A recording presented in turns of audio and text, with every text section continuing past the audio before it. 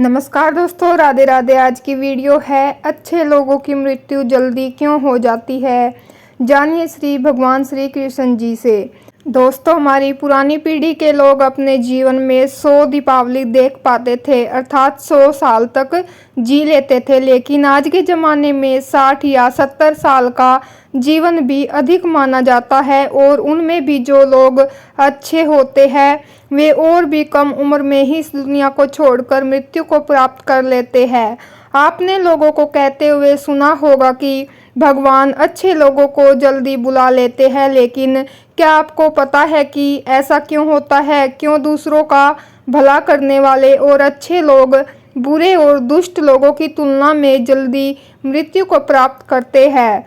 आपने लोगों को यह भी कहते हुए सुना होगा कि इस भले इंसान को इतनी जल्दी मौत क्यों आ गई और वह दुष्ट पापी अभी तक मरता क्यों नहीं। इसका कारण अनेक ग्रंथों में इसके बारे में बताया गया है।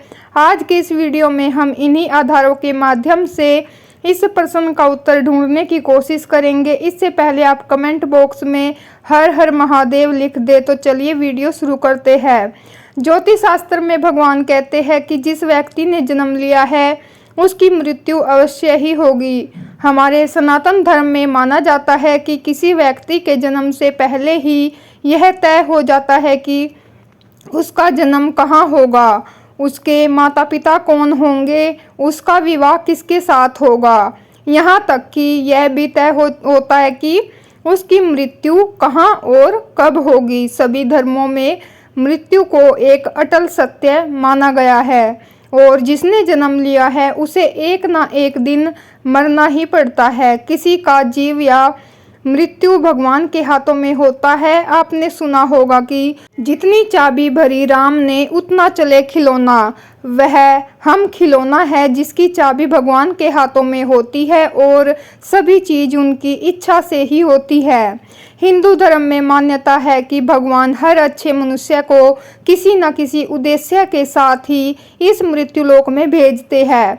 जब वह उद्देश्य जल्दी पूरे हो जाते हैं तब भगवान उन्हें वापस बुला लेते हैं, अर्थात अच्छे लोगों की मृत्यु भी उनके अच्छे कर्मों पर ही निर्भर करती है। कलयुग के लक्षण में भी बताया गया है कि पुण्य आत्मा जल्दी इस लोक को त्याग कर देंगे। इसके अलावा आपको यह भी बता दूं कि जो लोग यह कहते हैं कि मरने के बाद इंसान खाली हाथ जाता है, उन्हें यह जान लेना चाहिए कि 3 चीज़ें ऐसी है जो मरने के बाद भी उसके साथ जाती है। एक है संचित कर्म, दूसरा है स्मृति, और तीसरी है जागृति। इसीलिए आप अब किसी से यहाँ मत कहना कि आप खाली हाथ आए हैं और खाली हाथ जाएंगे। हमें कई बार लगता है कि कुछ भले लोग या हमारे परिजन जो भले थे, कभी किसी का बुरा नहीं किया था, फिर भी भगवान ने उन्हें अपने पास इतनी जल्दी क्यों बुला लिया। उन्हें तो अच्छे कर्मों के बदले में ज़्यादा जीना चाहिए था। तो इस बात को समझते हैं। आपने कई प्राचीन कथाओं में सुना होगा कि जब कोई ऋषि मुनि या भगवान किसी अप्सरा या देवता पर क्रोधित होते हैं तो उसे सजा के तौर पर पृथ्वी लोक यानी मृत्यु लोक में जन्म लेने का श्राप देते हैं। यह मृत्यु लोक दूसरे लोगों की तुलना में ऐसी भयानक और दुखदायक जगह है जहां सजा के तौर पर देवताओं और अप्सराओं को भेजा जाता था। जब किसी इंसान की मृत्यु होती है तो वह जीवात्मा यमराज के पास जाती है, और वहां उसके कर्मों का लेखा जोखा होता है। उसमें देखा जाता है कि उस जीवात्मा ने अच्छे कर्म किए हैं या बुरे कर्म। अगर किसी जीवात्मा ने मृत्यु लोक में बहुत बुरे कर्म किए हैं तो उसे दूसरे जन्म में उन सभी के साथ हिसाब चुकता करना पड़ता है, और उसी कारण उसे जीवात्मा को लंबा जीवन मिलता है। यदि जीवात्मा ने अच्छे कर्म किए हैं तो अगले जन्म में कम सांसें दी जाती है। कई लोग कहते हैं कि अच्छे कर्म करने वाले को लंबा जीवन देना चाहिए और बुरे कर्म करने वालों को कम जीवन देना चाहिए, लेकिन भगवान ने जो व्यवस्था बनाई है वह उत्तम है, क्योंकि इस मृत्यु लोक में रहना और जीवन व्यतीत करना हमारा लक्ष्य नहीं है।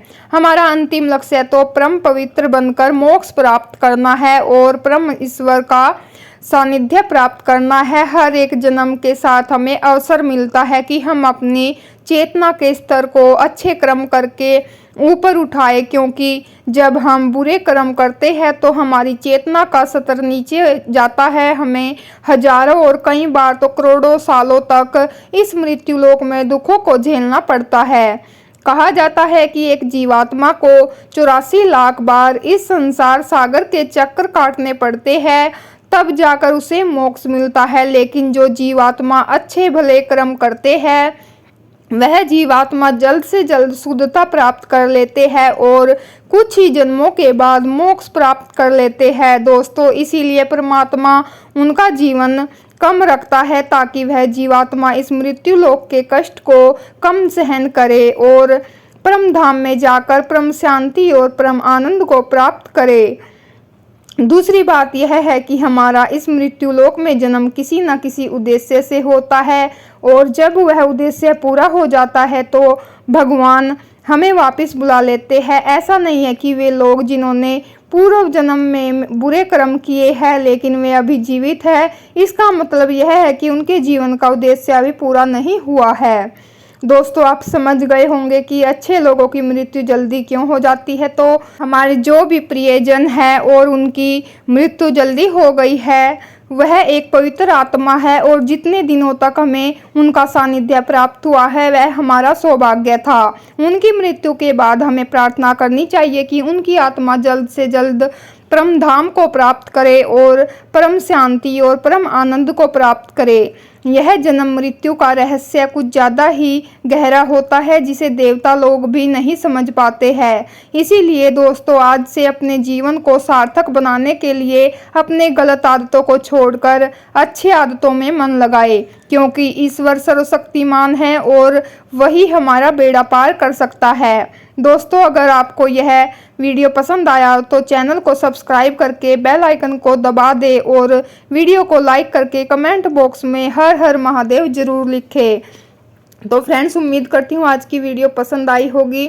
मिलते हैं नेक्स्ट वीडियो में, तब तक के लिए राधे राधे, जय माता दी।